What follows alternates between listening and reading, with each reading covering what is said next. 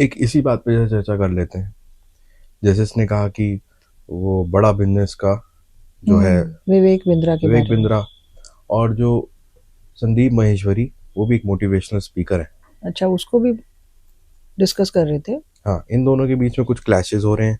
हालांकि कुछ टाइम पहले ही संदीप महेश्वरी के शो के अंदर विवेक इनवाइट बिंद्रा आए किया थे। था यार, I have seen that show. और मैं पर्सनली बताऊं तो एक टाइम पे जब मैं लो फील कर रहा था तो दोनों की ही वीडियोस ने मेरे को काफी इंस्पायर किया। है वो मोटिवेशनल स्पीकर तो है। हाँ, क्या क्या पॉइंट्स थे वो तो खैर जाने दो, क्योंकि किसी को कोई भी पसंद आ सकते हैं। इनकी बहुत सारी वीडियोस हैं। और राइट। जैसा कि वो कह रहे हैं कि इंडिया के टॉप यूट्यूबर्स हैं, बिल्कुल सच बात है वो। ये तो बात है।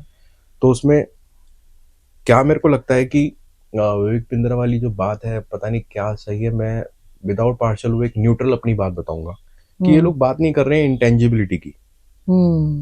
ये जो मैनेजमेंट का कोर्स किया ना मैंने, इंजीनियरिंग के अंदर साइंस है, फैक्ट है, जो आंखों से दिखे, सबको दिखे, वो है जो पेपर पे आप कैलकुलेट कर दो मैथ्स की तरह, वो वही सत्य है। और सेम आंसर होगा सब जगह। सेम आंसर होगा, मल्टीपल तरीके हो सकते हैं लेकिन आंसर सबका सेम आएगा। और उसको साइंस मानते हैं और फिर वो चीज हो जाती है एकदम प्रमाणित।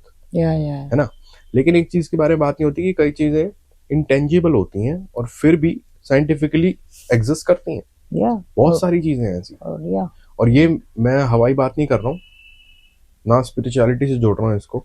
मैंने जब अभी मैनेजमेंट पढ़ी है उसमें तो आता उसके है अंदर एक कोर्स था, मैं आपको बता दूं। सोशल साइंस नहीं है, नहीं है सोशल साइंस। तो फिर क्या है? आप कुछ भी मत बोलो ना मेरे अंदर से, नहीं तो संदीप महेश्वरी आके टोक देता है। अच्छा ओके। हाँ ठीक है। एग्जैक्ट पता होना चाहिए। जब साइंस आपने बेस बना दिया तो एकदम डिस्ट्रॉय हो जाएगा, आप कुछ भी इनवैलिड बोलोगे। साइंस के ऊपर ये तवा है, उसके ऊपर हमने चला दिया है, तेल डाल दिया, अब ये साइंस का तेल उबल रहा है। अब इसमें जो डालोगे फटाक से भुन जाएगा वो। तो कुछ भी इनवैलिड मत डालो, झूठ या फिर जो कि वेग सा हो, सॉलिड होना चाहिए। तेल के अंदर एक लोहे की बॉल डाल दोगे, वो तो उसको कुछ नहीं होने का, वो तो तड़क करके बैठ जाएगी, कुछ नहीं होगा। पूरा तेल उबल जाएगा लेकिन वो लोहा नहीं गलेगा अंदर। ये साइंस कहती है। डेंसिटी का मामला है ना, उसके एलिमेंट्स डिफरेंट है, इसका मामला है, ये साइंस है। केमिस्ट्री है, फिजिक्स है ना। तो बात इस पे बिलीव कर लेंगे। अब intangibility is not something non related to science. Intangibility ऐसी है, मैं कुछ चीजें आपको स्पष्ट से एग्जांपल दे देता हूँ। जैसे अभी उसने बोला कि इंश्योरेंस पॉलिसी है। अब इंश्योरेंस पॉलिसी जो है वो कहाँ टेंजिबल है? हमने पैसे दिए, हमने, वो तो आज डिजिटल हो गया ना, कल तक हम नोट देते थे, उसके बदले में कागज मिलता था हमको, है ना। अब मैं वो नहीं कहूंगा कि वो काला अक्षर भैंस बराबर, ठीक है, उसमें लिखा क्या होता है, लिखा क्या होता है वही मैटर करता है। जो तो पॉलिसी है, यही जो विवेक बिंद्रा की बातें ना, ये इसी को अगर ठीक से आर्टिकुलेट कर दिया जाए उनकी बातें, तो शायद उसका सेंस बन जाएगा। क्योंकि मैंने विवेक बिंद्रा की ही एक वीडियो में पढ़ा था कि वो बौद्धिक संपत्ति के ऊपर बात कर रहे थे। इंटेलेक्चुअल प्रॉपर्टी थोड़ा कम बताया था, जो मैं जानना चाहता था उससे थोड़ा कम था, क्योंकि मैं और ज्यादा डीप जानना चाहता था, लेकिन उसमें बात तो करी थी, उसके ऊपर मेंशन तो किया था थोड़ा, है ना। बौद्धिक संपत्ति जो है, इंटेलेक्चुअल प्रॉपर्टी, वो अपने आप में इंटेंजिबल है, दिखती थोड़ी। मेरे पास रिसेंटली जैसे 20 कॉपीराइट्स हो गए हैं अलग अलग कैटेगरी के अंदर। सोचो, बौद्धिक संपत्ति जो इंटेंजिबल है, जो दिख नहीं सकता, छू नहीं सकते, उसके अंदर भी कैटेगरीज हैं। अब साउंड रिकॉर्डिंग है, जैसे अभी हम इसको रिकॉर्ड कर रहे हैं, इस ऑडियो की साउंड रिकॉर्डिंग की भी बौद्धिक संपत्ति होती है।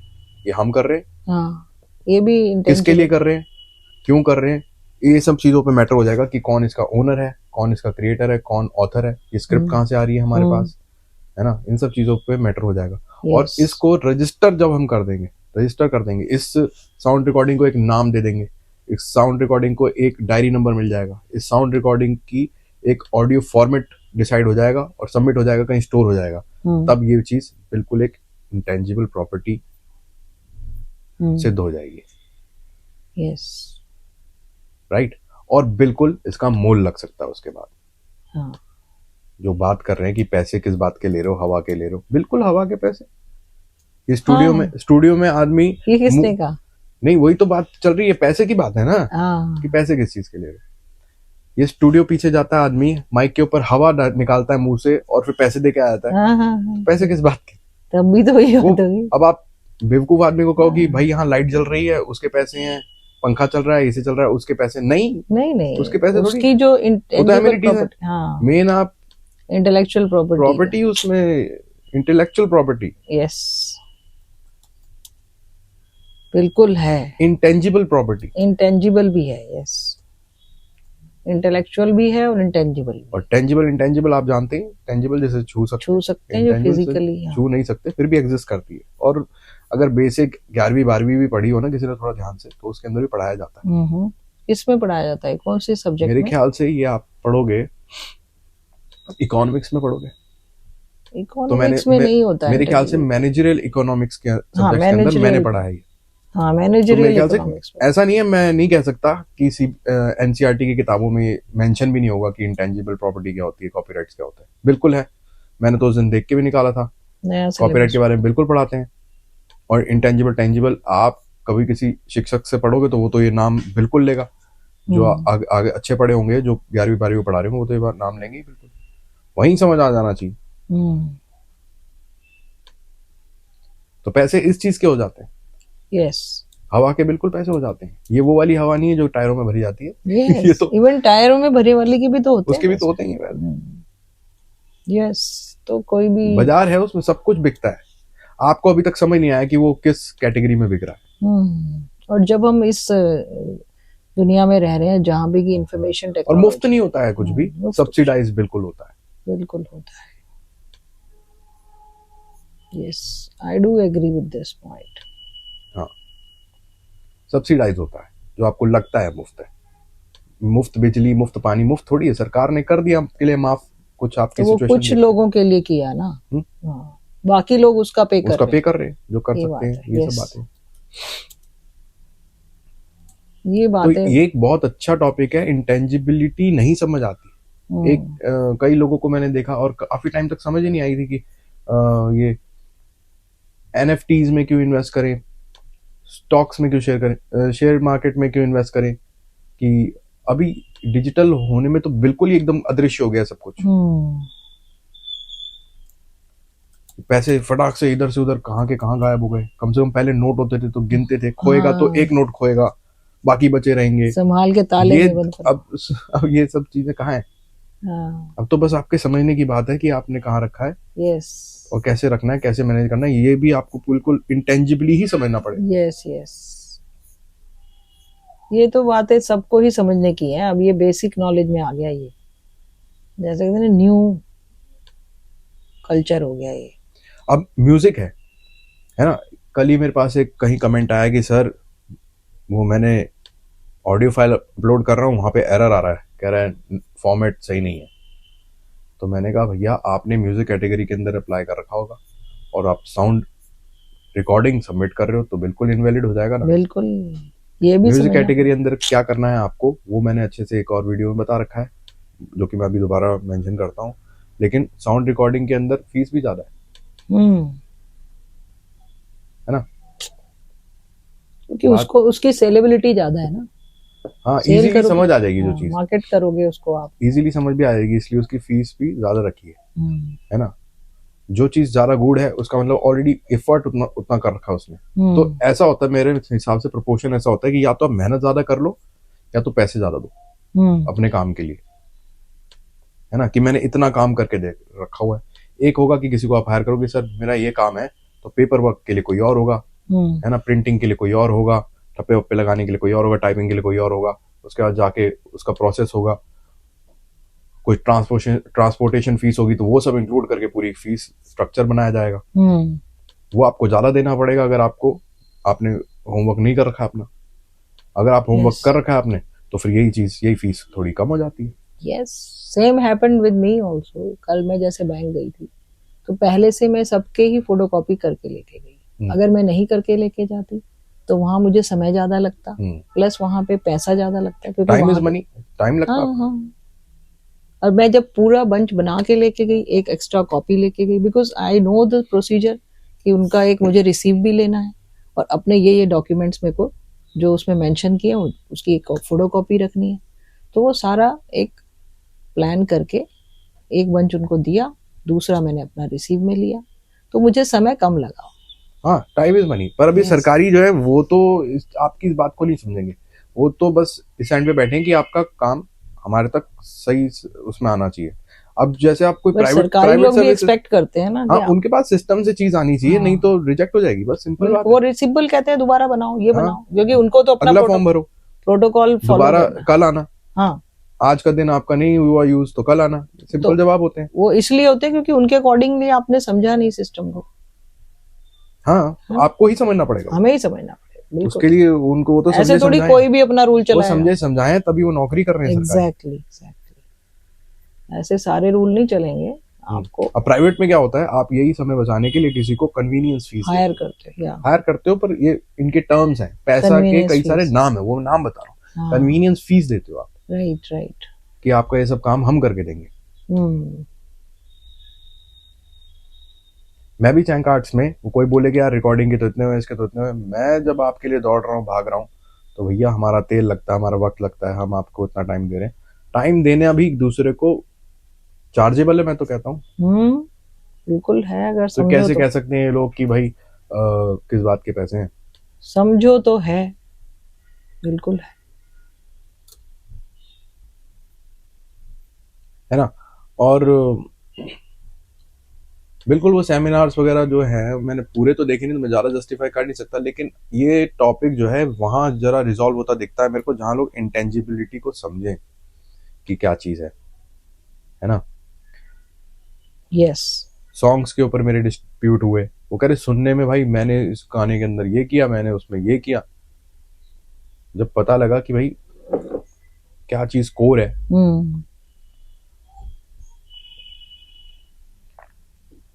भी हमारी कंट्री में ये सब चीजें लोगों को पता ही नहीं है, और ना पता होते हुए गलत स्टेप ले लेते हैं, फिर बाद में पछताते रहते हैं, सॉरी करते हैं, उनके सॉरी का फिर हम अचार डालेंगे बाद में, गलत स्टेप ले लिया तो। फिर एक ही हमारे पास तो एक ही ऑप्शन आता है कि हमारे यहाँ कट्टर कानून तो है नहीं, तो हम माफ करते हैं। तो गाइडलाइन क्या होनी चाहिए आपके हिसाब से? यही चीजें और पढ़ाई जाए, इन पे डिस्कस हो रहा है, अच्छी बात है। मेरे को लगता है जूनियर क्लासेस में भी बताना चाहिए। जूनियर, हाँ, जूनियर क्लास मतलब अप टू 12th क्लास जो पता 10th क्लास तक जो बेसिक एजुकेशन मान लेते हैं, वहां तक बताना जरूरी है।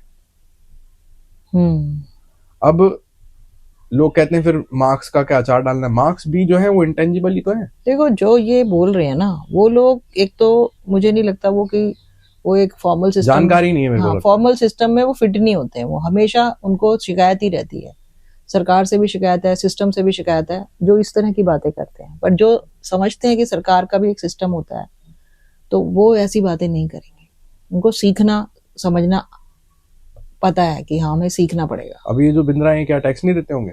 देते हैं। तो भी तो सरकार को कोई लेना देना ही नहीं इनको, ये बस आपस में लड़े हुए। वो कह रहे हैं आपका सिस्टम गलत है, वो कह रहे हैं आपका सिस्टम गलत है। वो सिर्फ एक कंपटीशन टाइप लगा रहा है। तो सही है, कोई बात नहीं। मेरे लिए तो दोनों ही इंस्पिरेशनल वो है। और ये और दो हमेशा जब भी ऐसी लड़ाई होती है ना, दो स्ट्रॉन्ग कैरेक्टर्स के बीच में होती है, तो दोनों ही स्ट्रॉन्ग है। दोनों ही स्ट्रॉन्ग है। संदीप माहेश्वरी तो यूट्यूब से भी पहले का है।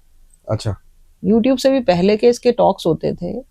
ये जैसे वो तब था ना, एक मिनट, जिसने यस यू कैन विन, किसने बोला था ये? खेड़ा। उस टाइम के बाद ये आया। मतलब वो थोड़ा बड़ा उम्र का है, ये थोड़ा यंग था, बट ये भी मोटिवेशनल तब से ही है, बहुत पहले से है ये। विवेक बिंद्रा अभी मैंने ज्यादा नहीं पहले सुना, मैंने यूट्यूब में ही देखा है इसको। मेरे को उसके बोलने का स्टाइल बड़ा, बट हाँ बहुत जोशीला है। यस, बहुत जोशीला है। एंड वो भी एक चीज, एक लोगों को अच्छा लगता है। बिल्कुल। और एक मोनोटोनस टोन बिल्कुल, जब तुम बिल्कुल ऐसी स्टेज पे हो कि बिल्कुल कुछ करने का नहीं, तो वो कहता करो, तो ऐसा लगता है कोई अपना ही कह रहा है, उसके अंदर वो अपनापन लगता है। यस, वो प्योरिटी ऑफ थॉट लगती है उसकी। और बहुत उसने काम किया, ऐसा भी लगता है कि उसने रिसर्च भी की है, काफी फैक्ट्स पे बात करता है, उसकी बातों से लगता है। तभी तो लोग फॉलो करते हैं, इतने सारे फॉलोअर्स ऐसे थोड़ी। वो तो बस जब दो लोगों के बीच में क्लैशेस होंगे तो लोग। हाईटेक का जो मनोज मेहंदी रहता है, इसने भी उसको वो लिया हुआ है सब्सक्रिप्शन उनका। अच्छा। अभी जब मैं रिसेंटली गई थी लास्ट ईयर, तो मैंने देखा था उन्होंने लिखा हुआ था। और मैं मिलता हूँ लोगों से, कभी इनकी बात करता हूँ, तो सब लोग जरूरी नहीं फॉलो करते हैं। कोई मैंने सुना कि भाई तू ये संदीप माहेश्वरी को सुना कर, मेरे को कहीं मिला था, मेरे इंस्टीट्यूट में था, अरे इसकी सुनता हूँ मैं स्पीच, भाई बड़ी सही बातें करता है।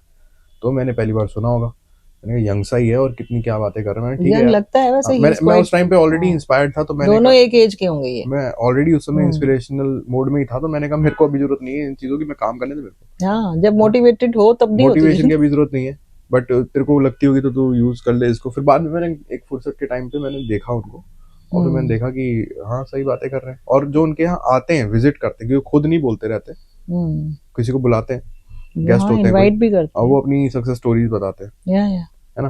तो ये मेरे को सही लगता है कि और लोगों से बात हो तो क्या पता लगता है उसके अंदर।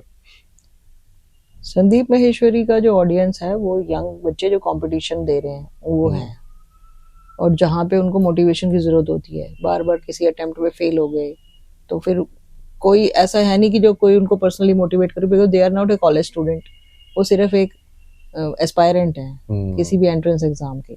तो कोचिंग क्लासेस जो करते हैं ना, वो उनको बुलाते थे संदीप माहेश्वरी को कि आप आगे मोटिवेट करो बच्चों को, चाहे वो मेडिकल एस्पायरेंट है चाहे इंजीनियरिंग एस्पायरेंट है। तो वो उस तरह से मुझे याद है इनका कि पढ़ना क्यों है। हाँ, लोग बोलते हैं पढ़ना क्यों है। हाँ, हाँ, मैं आज सोच रहा था इस बारे में, पढ़ना क्यों है। तो मेरे दिमाग में आया कि जब मैंने आपसे बात करी कि मैं डॉक्टर बन जाता हूँ, लेकिन नॉट दैट PhD वाला, मेडिकल डॉक्टर बन जाता हूँ, आई एम एलिजिबल। तुम अगर पढ़ेंगे नहीं लोग तो ये डॉक्टर वगैरह कौन बनेगा। और जब तक सर पे नहीं आती ना, तब तक आदमी को पता नहीं लगता किस चीज की कब जरूरत है।